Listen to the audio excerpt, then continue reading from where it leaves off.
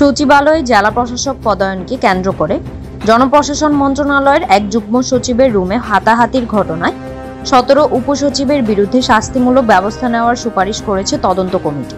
সংশ্লিষ্ট সূত্রে তাদের নাম পাওয়া গেছে।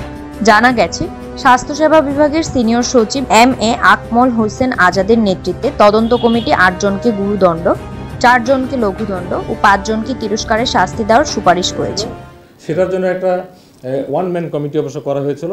আমাদের স্বাস্থ্য ও পরিবার কল্যাণ মন্ত্রণালয়ের সিনিয়র সচিব, ওনার রিপোর্ট পাওয়া গেছে। সংক্ষেপ যদি করি, বিভিন্ন গোয়েন্দা সংস্থা থেকে রিপোর্ট হয়ে গেছে, সাক্ষী প্রমাণ পাওয়া গেছে। 17 জনকে উনি ইন্টারোগেট করেছেন। 3টা পর্যায়ে উনি সাজেস্ট করেছেন কি কি ব্যবস্থা নেওয়া যেতে পারে। গত 9 ও 10 সেপ্টেম্বর 2 দিনে দেশের 59 জেলায় নতুন ডিসি নিয়োগ দেওয়া হয়।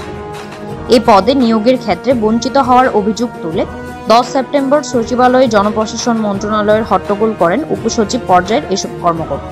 এদিন দুপুরে জনপ্রশাসন মন্ত্রণালয়ের যুগ্ম সচিব KM আলী আজম ও জিয়াউদ্দিনের কক্ষে হট্টগোল করেন তারা। প্রথম সাবধান করা, ভবিষ্যতে এই ধরনের এটা দেওয়া যেতে পারে না। এই নাম এখানে প্রকাশ্য বিবেচনা। আপনারা জেনে গেলেন যে 17 জন কর্মকর্তা, তাদের বিরুদ্ধে বিভাগীয় ব্যবস্থা নেওয়া হচ্ছে। 17 জনের সবাইকে উপসচিব। ইয়েস।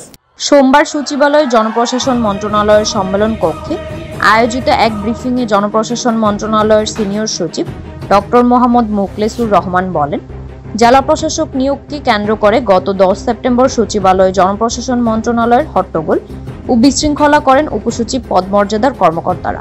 ওই ঘটনায় বিশৃঙ্খলার দায়ে তাদের 17 জনকে চিহ্নিত করে বিভিন্ন বিভাগীয় ব্যবস্থা নেওয়ার সুপারিশ করেছে তদন্ত কমিটি। সিনিয়র সচিব বলেন, 17 জনকে তিনি জিজ্ঞাসাবাদ করেছেন। 3টি পর্যায়ে তিনি সাজেস্ট করেছেন কি কি ব্যবস্থা নেওয়া যেতে পারে।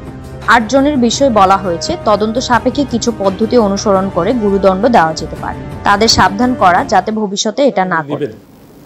কর্মপরিধি ভেরি সিম্পল এবং উইদিন 7 ওয়ার্কিং ডেজ এই কমিটি সরকারকে পরামর্শ দেবে বয়স বৃদ্ধির বিষয়ে।